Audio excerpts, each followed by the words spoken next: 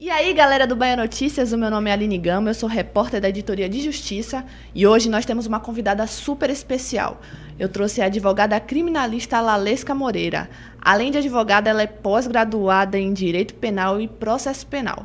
Hoje vamos falar um pouco sobre a vivência dela como uma advogada negra e atuante. E aí, doutora, se apresente, por favor. Boa tarde a todos. Me chamo Lalesca Moreira, sou advogada criminalista, pós-graduanda em audiência de custódia e o rito do júri, tribunal do júri. Já tenho uma pós-graduação em Direito Penal e Processo Penal e sou de religião de matriz africana, iniciada no culto no Candomblé de Angola. A senhora ser de religião de matriz africana é uma das coisas que a senhora fala nas suas redes sociais, né? A senhora sempre está mostrando a sua vivência, as suas vestes e a cultura da religião de matriz africana. Como é para a senhora nas redes sociais isso? Eu me formo na Faculdade de Direito, passo na OAB, no exame da ordem, e um ano depois eu me inicio na religião. A religião de matriz africana é uma religião de iniciação, né? Para você fazer parte dali, a partir da iniciação você tem uma responsabilidade dentro daquela comunidade. Então, eu já mostrava a minha rotina como advogada criminalista, né? Passei a fazer parte de um corpo de um escritório, né? O escritório Vilas e Ribeiro. E já mostrava a minha rotina como advogada criminalista, né? Meu dia a dia como advogada criminalista. Em julho do ano passado, eu passo por esse processo iniciático e continuo mostrando a minha rotina. Só que com a diferença de que estava toda vestida de branco, com a cabeça coberta, usando contregum, usando conta, uma série de restrições que eu passei a ter.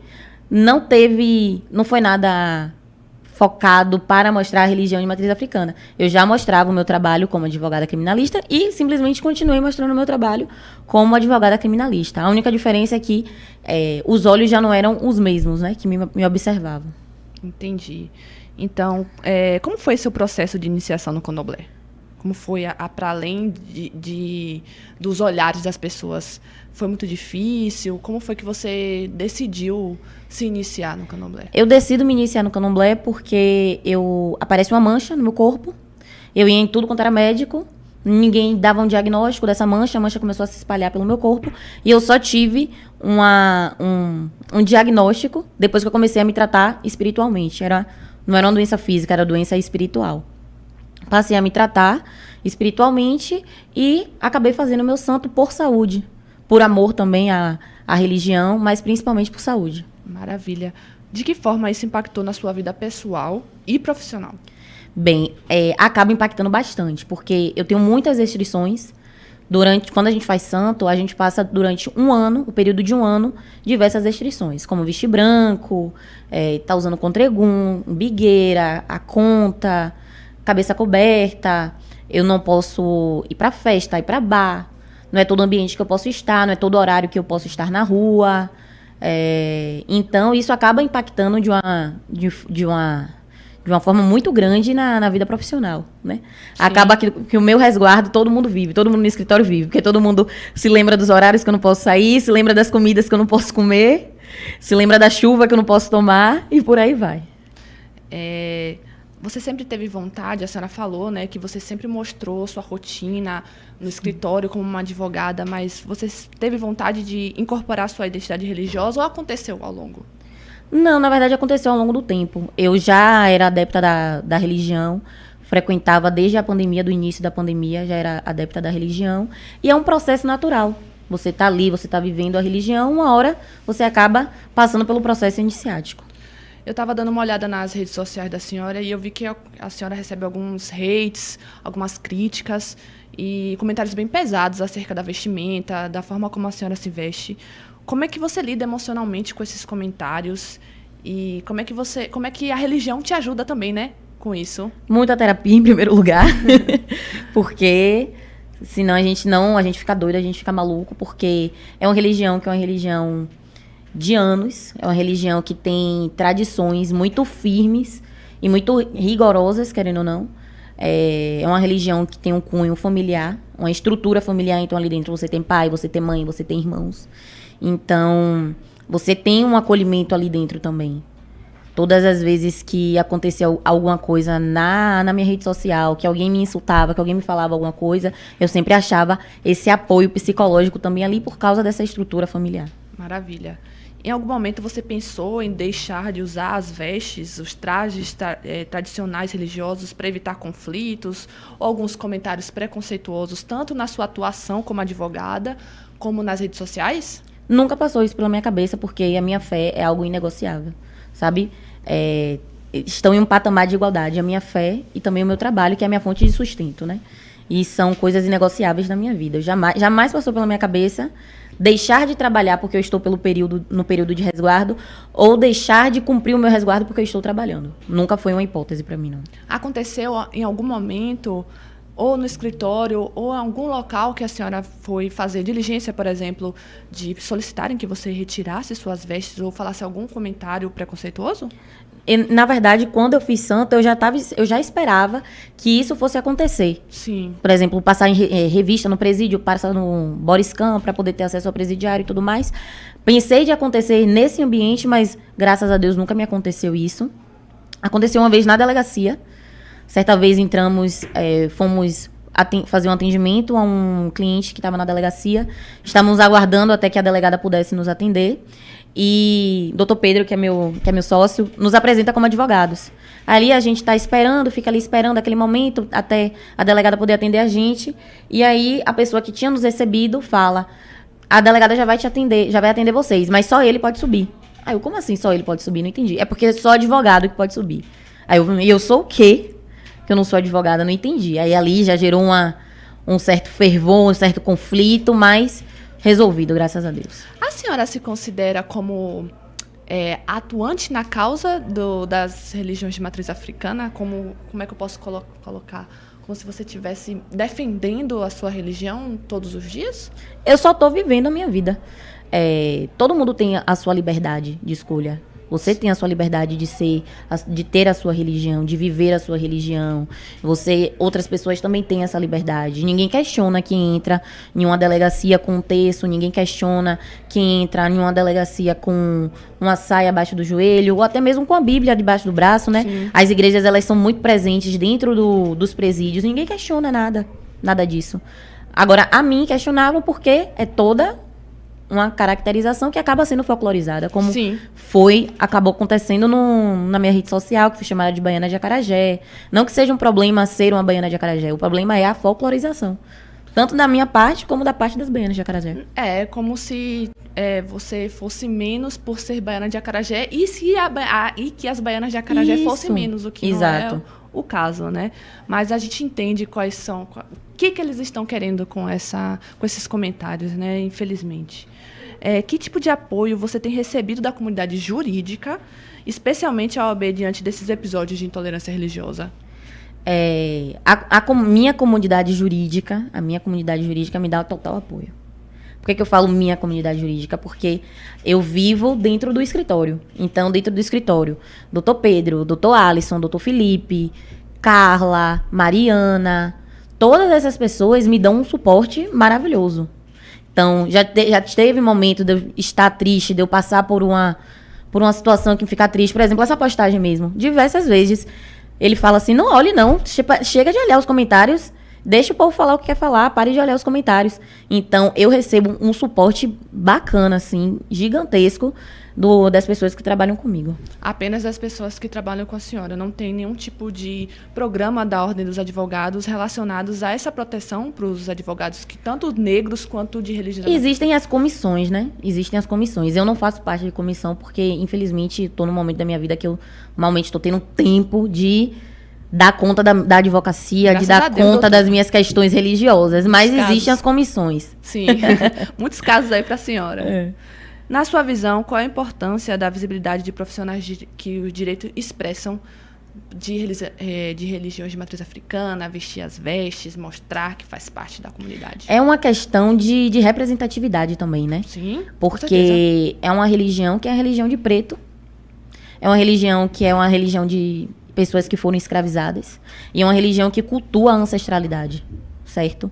Então, quando as crianças do candomblé enxergam advogados, juízes, delegados, médicos, que também fazem parte da religião, porque, assim, é uma religião de muita renúncia. Exige muita renúncia. Então, quando aquela criança que está ali dentro da estrutura familiar do candomblé enxerga que, poxa, minha irmã conseguiu, então eu também consigo. Eu fico até arrepiada de falar isso, mas é algo que representa na vida dessas pessoas que são da comunidade. Ou então as pessoas que são mais velhas, que já têm lá seus 20, 40, 50 anos de santo, que falam, não, eu ainda tenho tempo de me dedicar a isso, eu ainda tenho tempo de estudar, eu ainda tenho tempo, porque a Muzenza também está conseguindo. Massa. A gente sabe que a representatividade é muito importante. No seu caso, já aconteceu de alguém procurar o escritório de vocês, pedir para trabalhar lá ou falar o quanto as suas postagens são importantes? A maioria das pessoas, dos advogados do escritório, são negros. Ai, que ótimo. A maioria dos advogados do escritório são negros. Então, a gente tem essa procura por identificação. De ver um outro advogado negro, de ver uma outra advogada negra, de ver uma pessoa do candomblé ocupando aquele espaço. De ver um advogado de dread, por exemplo, ocupando aquele espaço. É maravilhoso isso. É bom ver essa representatividade. É bom saber que vocês estão fazendo isso. Inclusive, já deixo aqui meu obrigado por isso, porque a gente realmente se vê em vocês, entendeu? Então, é muito bom. Bom, o que mudou no seu exercício profissional? Especialmente no trato dos colegas, autoridades e, enfim, quando você está trabalhando, quando você vai num fórum, quando você vai fazer diligência, quando você está na delegacia. O que mudou? Assim, eu tenho restrições de final de semana, por exemplo. Final de semana, eu tô dentro da roça de candomblé. Ok. Então, eu não posso estar final de semana muito tempo na rua. Teve uma diligência, um cliente foi preso, tem algo que é urgente, saio rapidinho, resolvo e volto direto para casa. Mas assim, de dizer que a estrutura, a instituição me prejudica, acredito que não, porque eu não ando sozinha. Entende? Eu ando, primeiramente, acompanhada dos meus antepassados, dos meus ancestrais, melhor dizendo. E eu ando também acompanhado com os meus sócios. Então, eu acredito que se alguém tem vontade de dizer algo, acaba pensando duas vezes, porque eu posso não responder, mas ali outra pessoa vai dar o suporte e vai acabar respondendo. Sim.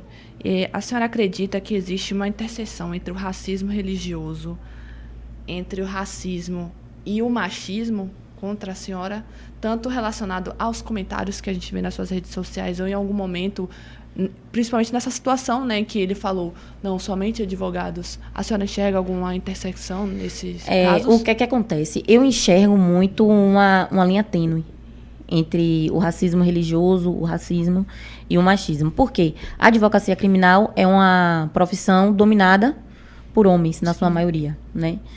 Hoje em dia, a gente consegue ver mais mulheres com voz ativa dentro da profissão, e isso é maravilhoso. E aí, a questão do racismo e a questão do racismo religioso são coisas do cotidiano que as pessoas pensam e acabam falando de forma natural. Porque pensam que é normal, que... Não, eu pensei que você não era advogada, mas... Como assim você pensou que eu não era advogada? Eu estaria fazendo o quê nessa delegacia se eu não fosse advogada? Me identifiquei como advogada.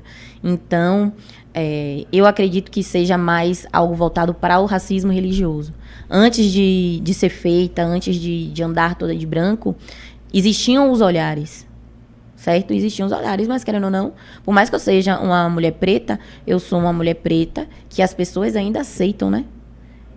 Que andava toda emperiquitada, com cabelo solto, com maquiagem, com sapato alto, não sei o quê, não sei o quê, não sei o quê, não sei o quê, não sei o quê. E a partir do momento que essa figura de empoderamento não existia mais, por quê? Porque é o sapato baixo, a unha não pode pintar, não usa maquiagem, tem que usar saia. Aí a estrutura preconceituosa, ela gira. Entende? E aí faz com que a pessoa pegue no seu íntimo um preconceito que tenha e solte como se fosse algo natural. E te coloca numa posição total e completamente diferente da que você realmente está, né? Exato. E aqui é um problema. Aquele racismo enraizado das pessoas. Né? Aquele negócio velado, né? Sim. Esse é o problema. Como a senhora enxerga a importância de iniciativas legislativas como a que tramita no Senado para garantir o direito das vestes religiosas no exercício da advocacia? Eu acho super interessante isso, porque se existe a proposta é porque muitas pessoas já passaram por isso, né? Mas, em regra, eu recebi até muitos comentários desse tipo, de ela pode entrar assim, ela pode ir assim em uma audiência, ela pode estar assim dentro do tribunal, dentro da tribuna, enfim. Não existe determinação que proíba. Se não é proibido, é permitido, né? A única questão não pode faltar com decoro. Não estou faltando com decoro, estou vestida dos pés à cabeça, literalmente. Sim. Então não tem, né? E quando a senhora vai na tribuna, tem que colocar aquela capinha preta? Como é que funciona? Isso. Ali é a atuação em tribunal do júri. Sim. Quando vamos fazer a atuação em tribunal do júri, preciso colocar a toga. Mas estou vestida com meu branco por baixo, minha mãe de santo liberou, então tá tudo certo. Doutora, o pouco que eu sei sobre a religião do candomblé é que existem alguns filhos de santo que não podem utilizar vestes pretas. E aí eu queria saber, a senhora que está nesse momento de iniciação, como é que foi para conversar com sua mãe de santo, para utilizar aquela roupinha preta no tribunal? Minha mãe de santo, Mameto Coangolô, minha mãe é uma pessoa maravilhosa, uma pessoa ímpar. Sempre muito diplomática, sabe? Então, minha mãe nunca se opôs a absolutamente nada que fosse relacionado a trabalho e a estudo. Então, comuniquei a ela, conversei com ela, né? A necessidade de estar utilizando a beca por conta do trabalho. Ela falou assim, minha filha, não tem problema, você usando sua roupa branca por baixo, tá tudo certo. Que bom. Eu quero saber o que motivou a senhora a escolher o direito e a sua área de atuação. Eu estudei a vida toda no colégio militar, colégio da Polícia Militar. E aí, quando me formei no terceiro ano, todo mundo da turma começou a fazer cursinho. Metade para fazer cursinho vestibular e outra metade começou a fazer cursinho para concurso.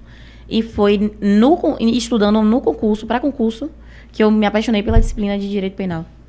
E aí, decidi não fazer o concurso e fazer o vestibular para a faculdade, fazer o Enem, para poder entrar na faculdade.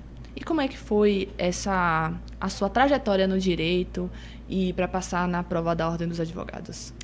Bem, para passar na ordem da prova da ordem foi uma loucura. Na época eu já tinha me formado, eu rodava Uber. Então, eu rodava Uber em um período, no outro período eu estudava. Aí passei a primeira fase, fiz a segunda fase, não passei, fiz a repescagem e passei.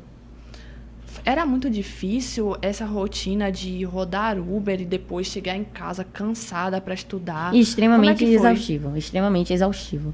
Porque eu rodava de 8 a 10 horas por dia. Para conseguir, né, me manter, conseguir manter as contas de dentro de casa. Porque estava formada, mas estava desempregada, né, sem profissão. Então, eu passava de 8 a 10 horas rodando o dia todo, rodando. E aí, quando chegava em casa, era o meu momento de estudo. Não tinha como negociar com o próprio corpo, né? Tinha que ir lá. Exatamente. Assim. E quais são os desafios que você enfrenta no dia a dia na advocacia criminal, sabendo que é um meio de homens brancos? Assim, todo dia é uma luta diferente, né? A gente acorda já na luta, na guerra, porque a gente precisa conquistar o nosso espaço. Quando eu falo a gente, eu falo mulheres na advocacia criminal. E temos hoje advogadas maravilhosas que, se hoje eu estou passando por esse caminho, elas tiveram que sofrer muito mais do que eu estou sofrendo agora. Sim. Mas e quais são os principais desafios quando você está lá atuando?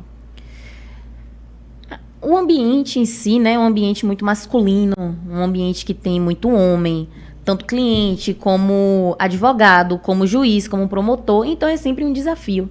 A gente se adequar, tentar se adequar e ser ouvida nesses ambientes. Já houve algum cliente que te procurou que procurou o escritório da senhora e talvez tenha desistido ou tenha meio que desconfiado da sua atuação como advogada por você ser mulher? Se teve, eu não fiquei sabendo. Mas, graças a Deus, eu nunca tive nada que desabonasse assim, a minha conduta ou que fizesse alguém desistir da atuação. Muito pelo contrário. No período que eu fiquei recolhida para fazer santo, ele ficou tomando conta de todos os clientes do escritório. O pessoal deixava ele doido, querendo saber o que tinha acontecido comigo. E ele sem poder falar que eu tinha recolhido para fazer santo, né? E aí ele falava, ela tá no retiro espiritual. Mas eu quero ligar pra ela, eu quero falar com ela. Não tem como falar com ela, ela tá sem celular lá, não tem como. Então, as experiências têm sido nesse sentido. A senhora já percebeu alguma mudança nos seus clientes, principalmente os clientes que estavam te ligando quando você estava no retiro espiritual, após a senhora fazer santo?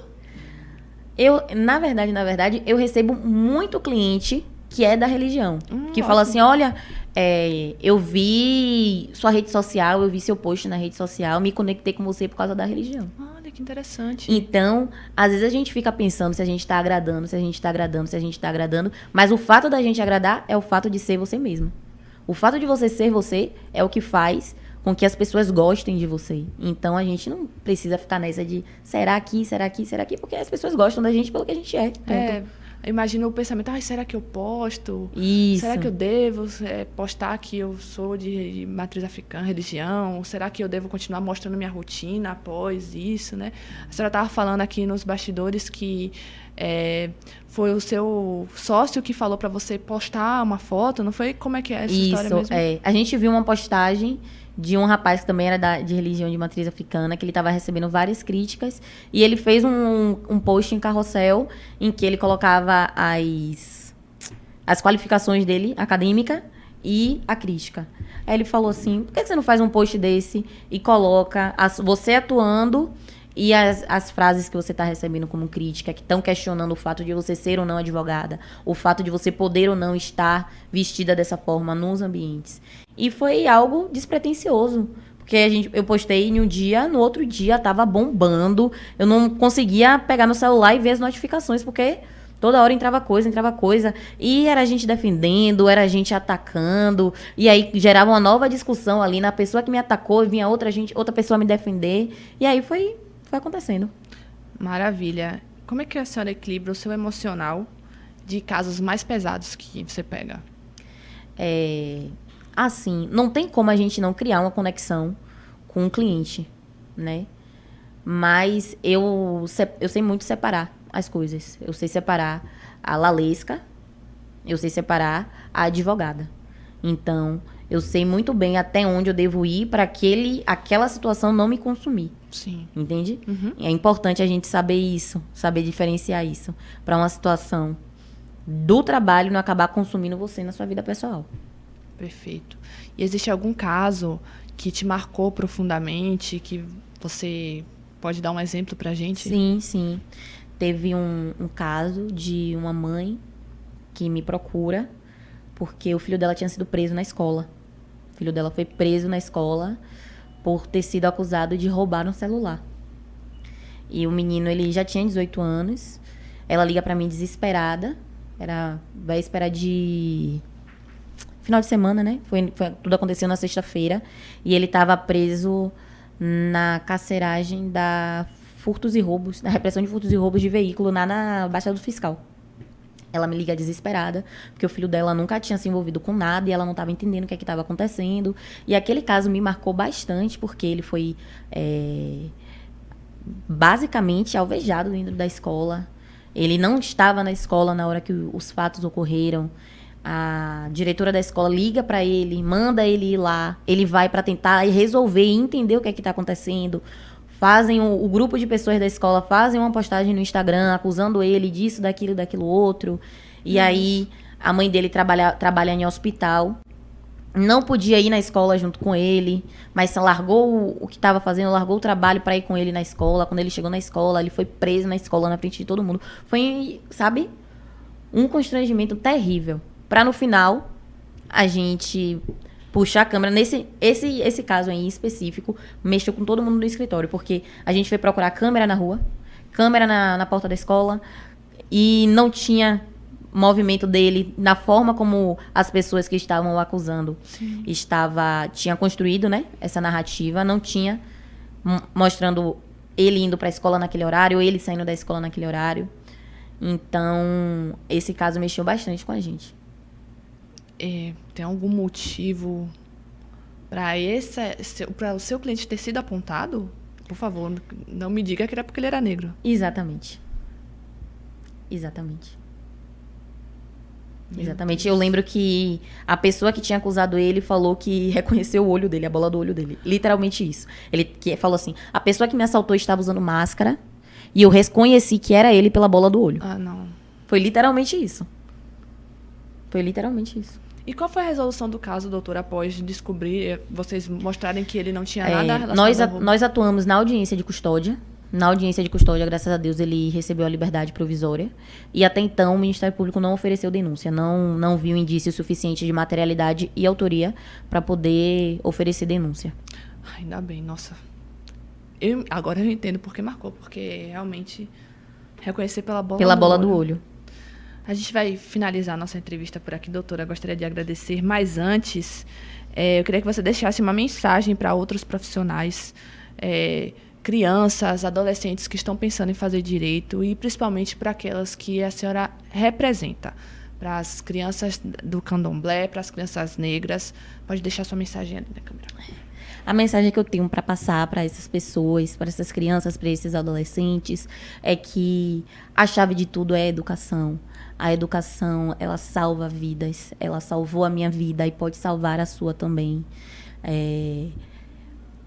Ser de religião de matriz africana, ser mulher negra de religião de matriz africana, eu não sou resumida só a isso. Eu também sou lalesca, eu também sou advogada, mas eu também sou muzenza de uns homens andando a lunda. E tudo isso é possível. Tudo isso é possível. Você ser muzenza, você ser advogada, você ser uma boa amiga, você ser uma boa funcionária, você ser uma boa chefe e por aí vai.